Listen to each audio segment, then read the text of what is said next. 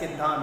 फिर से समझिएगा, प्रोग्रेसिव एजुकेशन के डेवलपमेंट में जो एक तरीके से कंट्रीब्यूट करने वाले, कंट्रीब्यूट यानी कि योगदान देने वाले मनोवैज्ञानिक सिद्धांत क्या कौन कौन से हो सकते हैं। तो जैसे कि बात करते हैं, अगर मनोवैज्ञानिक सिद्धांत के बारे में बात करते हैं तो सबसे पहले हम बात कर सकते हैं मस्तिष्क एवं बुद्धि के बारे में।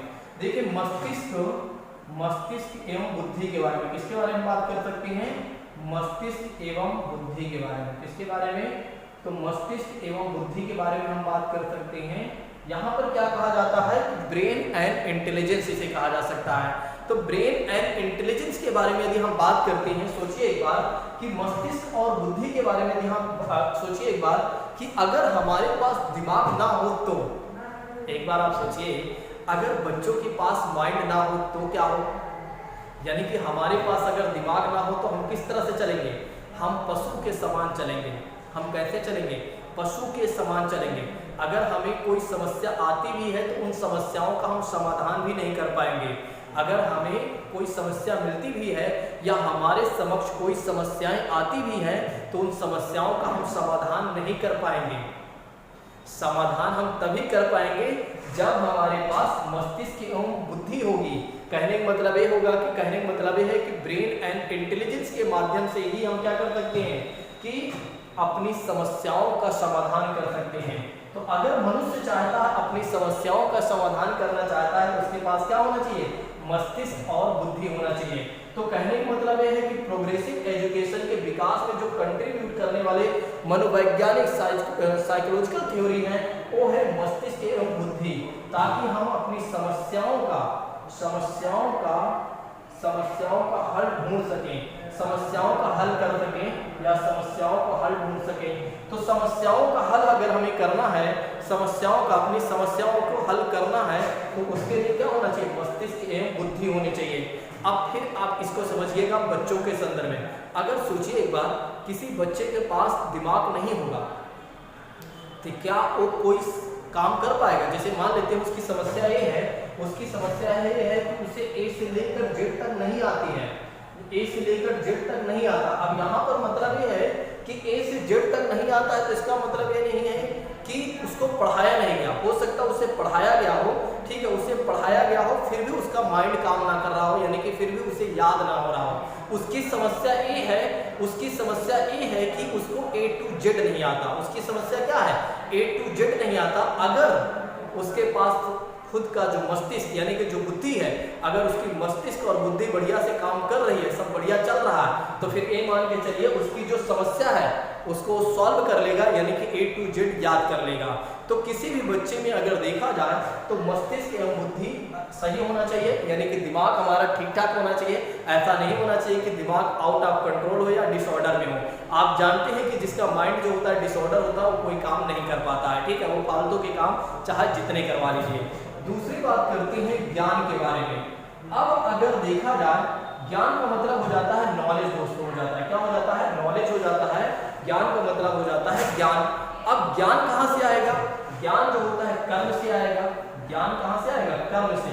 नॉलेज कहाँ से आएगा, तो इसमें अगर आप चाहें तो ऐसे लिख सकते हैं, ज्ञान जो है, ज्ञान कर्म का ही परिणाम है। ज्ञान जो है वो कर्म का ही परिणाम है।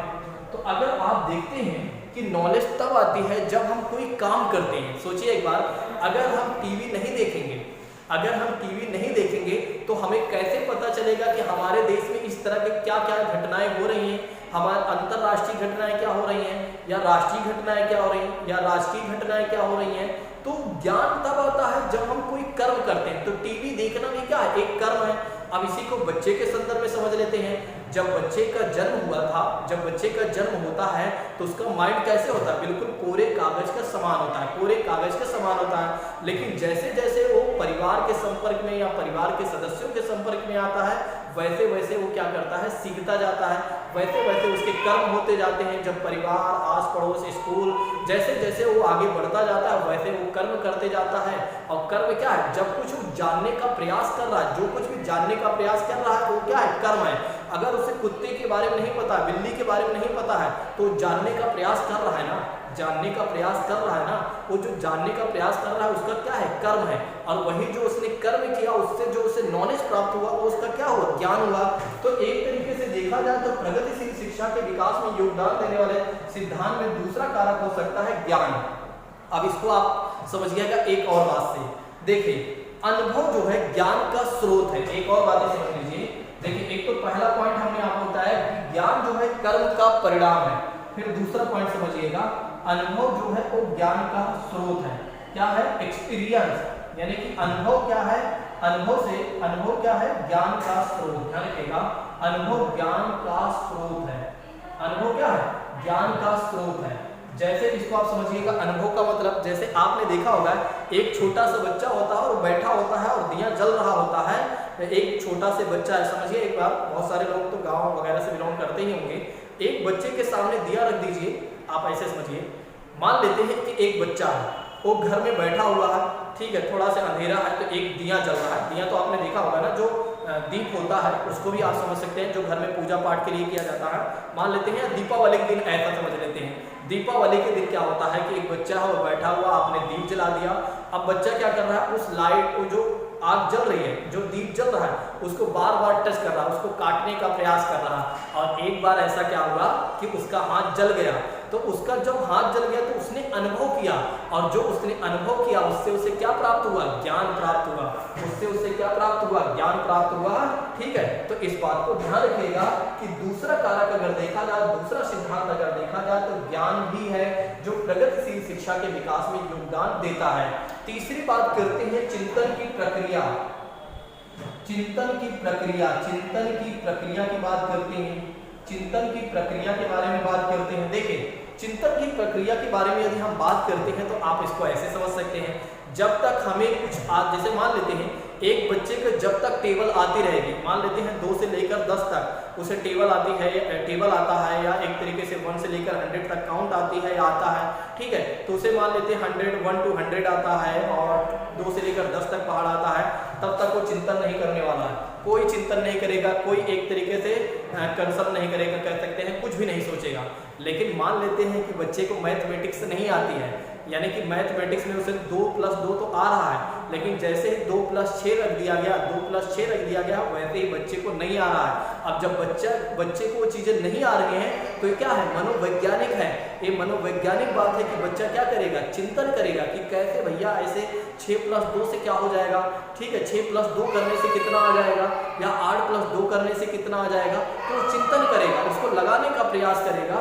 तो चिंतन में क्या होता है कि विशेष परिस्थितियों में ही चिंतन हम करते हैं, विशेष परिस्थितियों में ही हम चिंतन करते हैं। किसमें करते हैं? तो जैसा कि मैंने आपको बताया कि प्रगतिशील शिक्षा के विकास में योगदान देने वाले मनोवैज्ञानिक सिद्धांत कौन से हो सकते हैं, कौन कौन से हैं? एक तो है मैंने आपको बताया मस्तिष्क की बुद्धि के बारे में, दूसरी बात करते हैं ज्ञान के बारे में हमने आपको बताया, फिर तीसरी बात करते हैं चिंतन की प्रक्रिया के बारे में। तो चिंतन की प्रक्रिया के बारे में अगर देखा जाए तो विशेष परिस्थितियों में ही हम क्या करते हैं, चिंतन करते हैं। तो विशेष परिस्थितियों का मतलब ये हो सकता है कि मान लेते हैं हमें गणित जब तक आ रही है तब तक तो हम कोई चिंतन नहीं करते हैं, जब गणित नहीं आती है तो हम चिंतन करते हैं, या बच्चे को जब तक मैथमेटिक्स नहीं आती है तब तक वो चिंतन नहीं करता है, तब तक एंजॉय करता है, और जब नहीं आती है तो फिर वो क्या करता है, चिंतन करता है, उसके बारे में सोचता है। जो कुछ भी वो सीख रहा है या सोच रहा है वो क्या है, एक तरीके से प्रगतिशील शिक्षा के विकास में वो चीजें योगदान दे रही हैं, या मनोवैज्ञानिक को क्या है, सिद्धांत है। ठीक है, तो इस बात को ध्यान रखिएगा। आइए समझते हैं कि प्रगतिशील शिक्षा के महत्व के बारे में। आइए समझते हैं प्रगतिशील शिक्षा के, तो प्रगतिशील शिक्षा के महत्व के बारे में यदि हम बात करते हैं, तो प्रगतिशील शिक्षा के महत्व के बारे में यदि हम बात करते हैं तो बालकों की शक्तियों का विकास करना। देखिए, बालकों की शक्तियों का विकास करना है, क्या करना है, बालकों की शक्तियों का विकास करना है, बालकों की शक्तियों का विकास करना है। अब बालकों की शक्तियों का विकास तब होगा जब लर्निंग बाय डूइंग पर हम बल देंगे, यानी कि स्वयं के करके सीखने पर जब हम बल देंगे तो बच्चों के अंदर स्वयं के शक्तियों का विकास होगा। तो स्वयं करके सीखने पर बल, स्वयं करके सीखने पर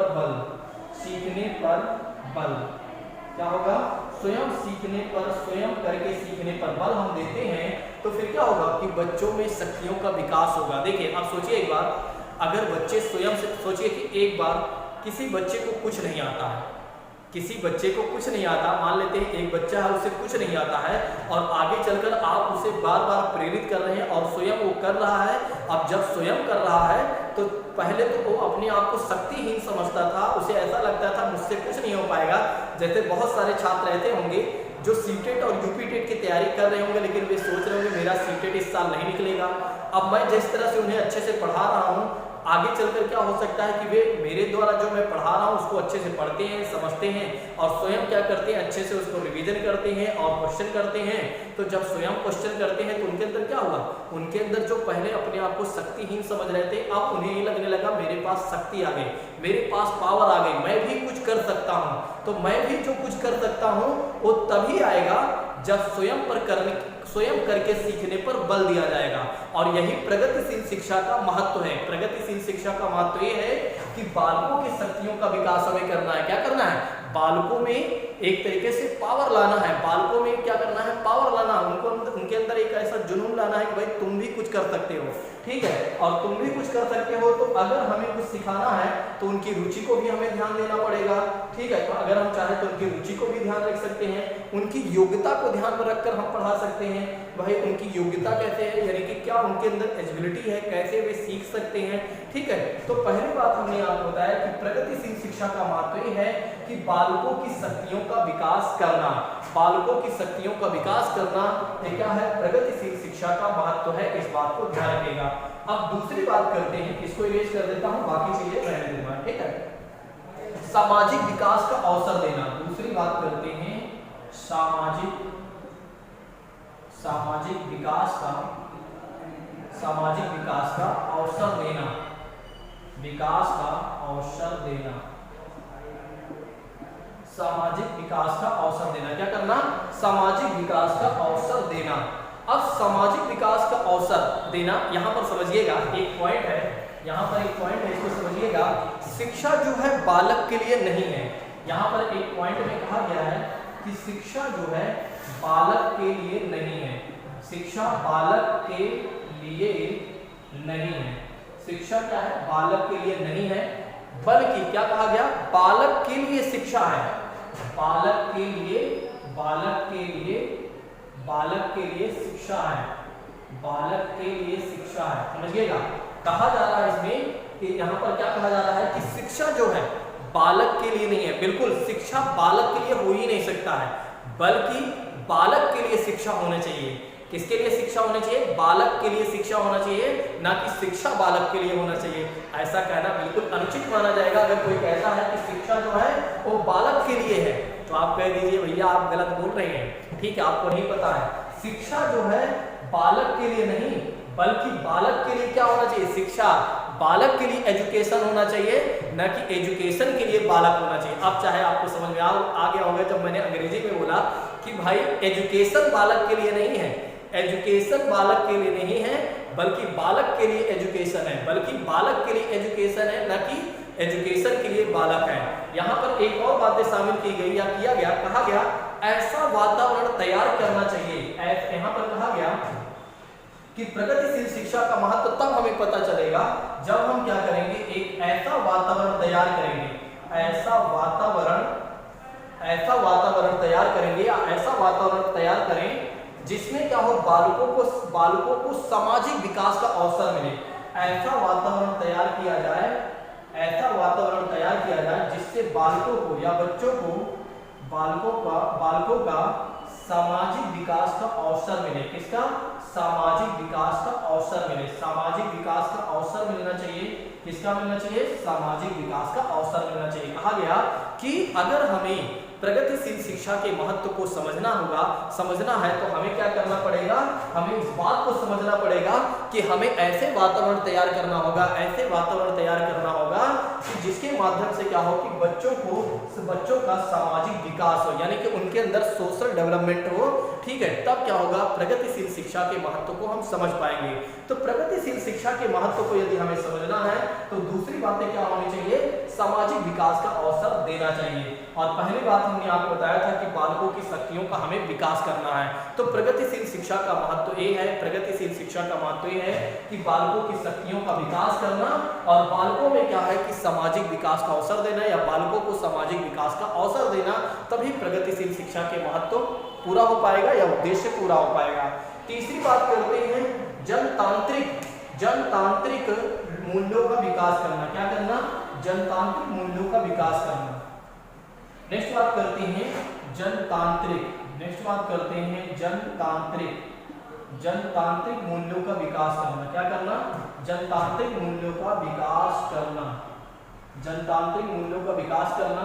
ठीक है, जनतांत्रिक मूल्यों का विकास करने का मतलब ये हो जाता है कि बच्चों में शिक्षा के द्वारा, देखिए यहां पर कहा गया है कि बच्चों में शिक्षा के द्वारा, बच्चों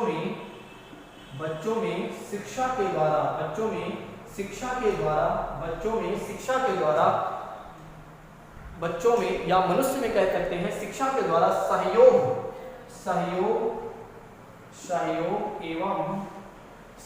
एवं सामंजस्य का भाव स्थापित होना चाहिए। किसका, सामंजस्य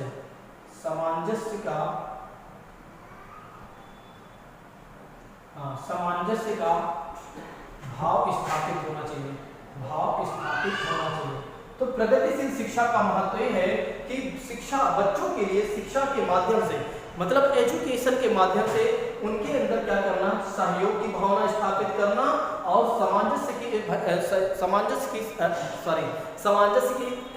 सहयोग की भावना स्थापित करना और सामंजस्य की भावना को स्थापित करना। ठीक है, तो इस बात को ध्यान रखिएगा। प्रगतिशील शिक्षा का महत्व यह है कि जनतांत्रिक मूल्यों का विकास करना, ऐसा मतलब तंत्र होना चाहिए, यानी कि कह सकते हैं कि लोगों में बच्चों में ये बातें आनी चाहिए कि हमारे साथ या किसी के साथ कोई भेदभाव नहीं होना चाहिए। एक आप ऐसे भी समझ सकते हैं, या किसी के साथ हमें क्या करना चाहिए, भेदभाव नहीं करना चाहिए, बल्कि हमें सहयोग करना चाहिए। अगर जरूरत पड़ती है बच्चों को हमें ऐसी शिक्षा प्रोवाइड कराना है या ऐसी शिक्षा उन्हें देना है कि भैया अगर आपका कोई सहयोग मांग रहा है, मान लेते हैं आप ऐसे समझ लीजिए तो आपको बिल्कुल समझ में आ जाएगा।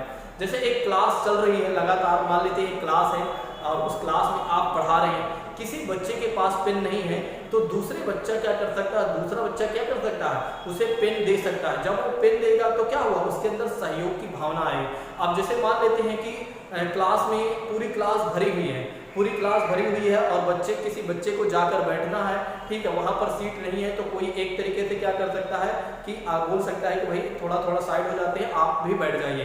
तो यहाँ पर क्या हुआ, सहयोग हुआ और एक दूसरे से बातचीत करके अगर कोई समस्याएं हो उसको समाधान करना क्या हुआ, सामंजस्य हुआ, यानी कि उसने सामंजस्य स्थापित किया एक तरीके से। तो शिक्षा के माध्यम से क्या कहा गया कि बच्चों में सहयोग और सामंजस्य के भाव स्थापित करना चाहिए। ठीक है, तो जनतांत्रिक मूल्यों का विकास करना भी कहा गया। जनतांत्रिक मूल्यों के विकास के अंतर्गत इतनी बात कही गई या कहा गया। अब आइए बात करते हैं अनुशासन का विकास। है प्रगतिशील शिक्षा का महत्व तब भी पूरा हो पाएगा या उसका उद्देश्य तब पूरा होगा जब अनुशासन का विकास हम करेंगे। किसका विकास करेंगे, अनुशासन, यानी डिसिप्लिन का डेवलपमेंट करेंगे। अनुशासन का विकास करना, अनुशासन का विकास के बारे में बात करते हैं। तो देखिए यहाँ पर क्या कहा गया, अनुशासन के आड़ में आप ऐसा ना करें, डिसिप्लिन के आड़ में ऐसा आप ना करें कि आप किसी बच्चे की इच्छाओं को आप दबा दें। जैसे आपने देखा होगा बहुत सारे टीचर इतना स्ट्रिक्ट होते हैं, इतना कठोर होते हैं कि अगर किसी बच्चे ने कुछ पूछा तो उसको डांट देते हैं। वहां पर बोलते हैं क्लास में कुछ नहीं पूछना, बाहर आकर पूछना, जो कुछ भी होगा कहां पर आकर पूछना, बाहर आकर पूछना। अब सोचिए जब इस तरह के टीचर महोदय हैं तो फिर क्या होगा, बच्चों के अंदर जो इच्छाएं हैं वो दब गई। तो फिर क्या हुआ, यहाँ आपने अनुशासन का नाम बोल दिया। तो अनुशासन के नाम पर आप बच्चों की इच्छाओं को ना दबाएं। ठीक है, यहाँ पर उनको अनुशासित तो करें, यानी अनुशासन में लाएं। अनुशासन क्या हो सकता है, अनुशासन का विकास ये हो सकता है कि बच्चों को बोलिए टाइम से आप स्कूल आइए, टाइम से क्लासेस को लीजिए, टाइम से होमवर्क करिए। तो उनके अंदर क्या आया, एक तरीके से अनुशासन आया, उनके अंदर डिसिप्लिन आया। ड्रेस पहन कर आइए,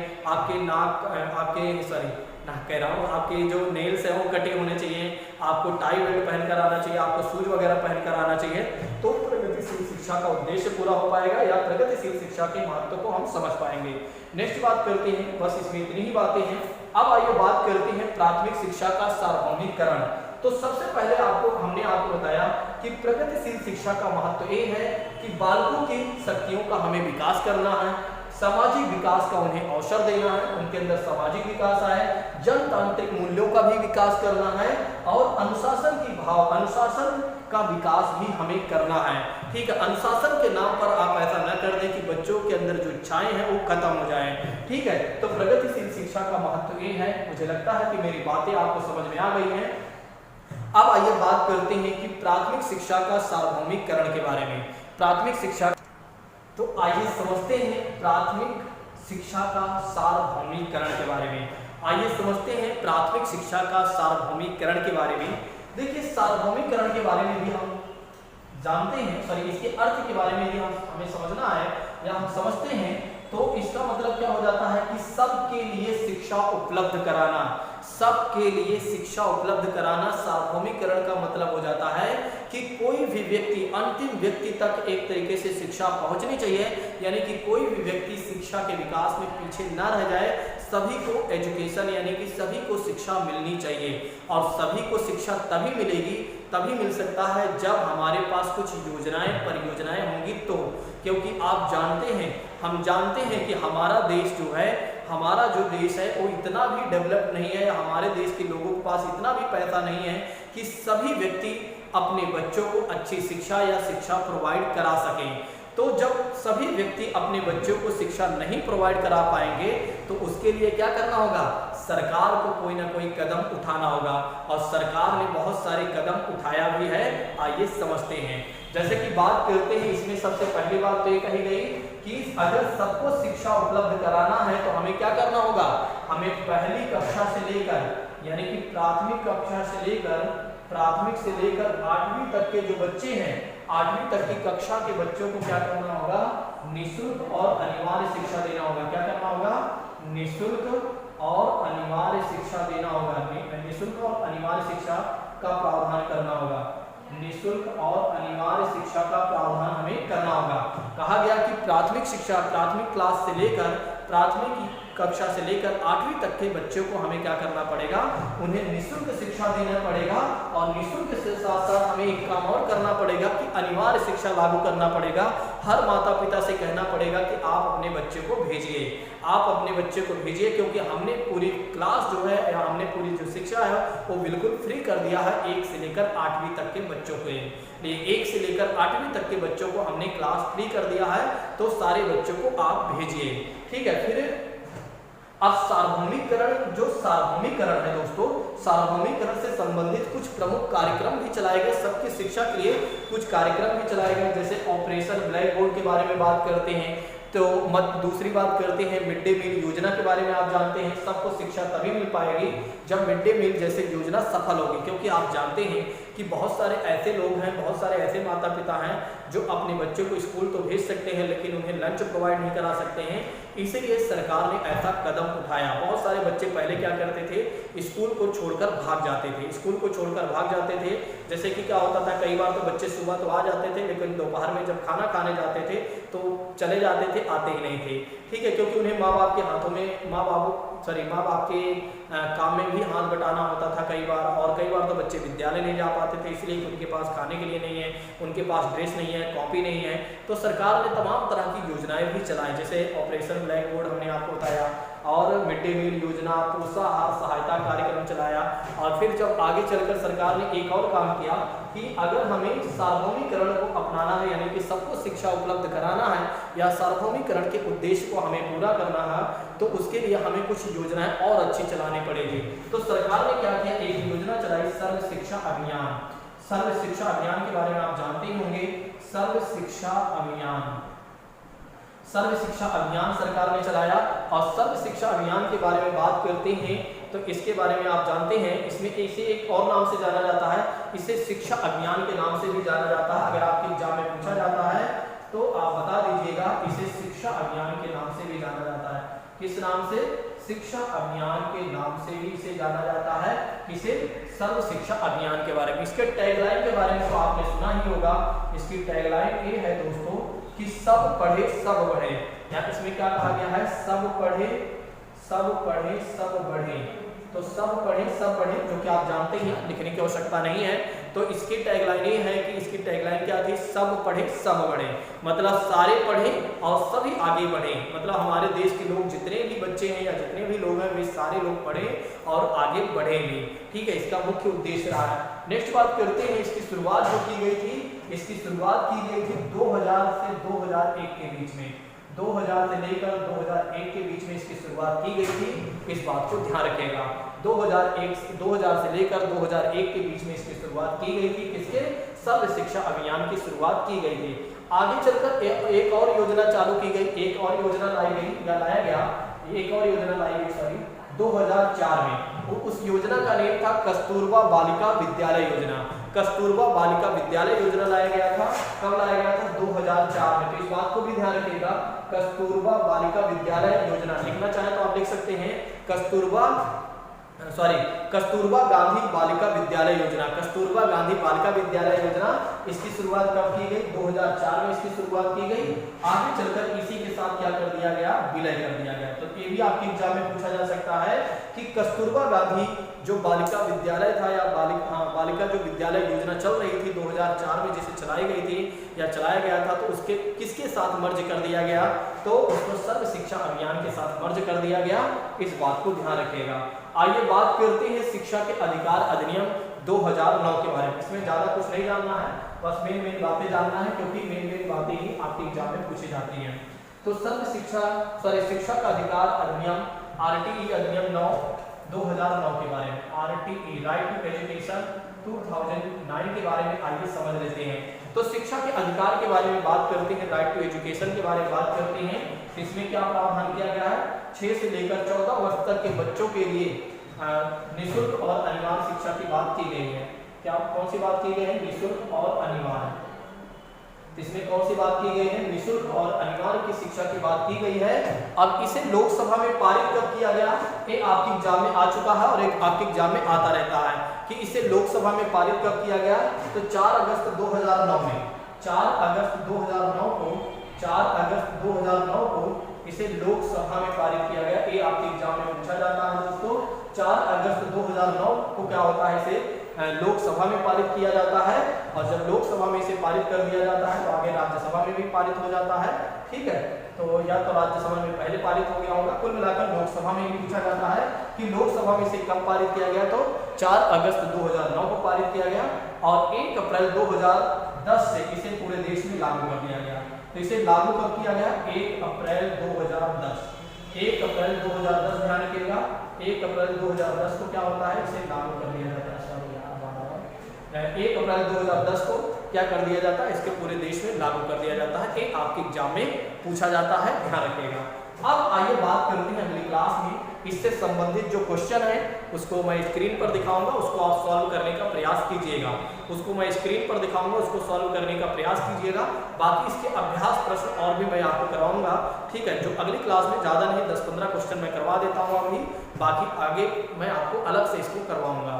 ठीक है।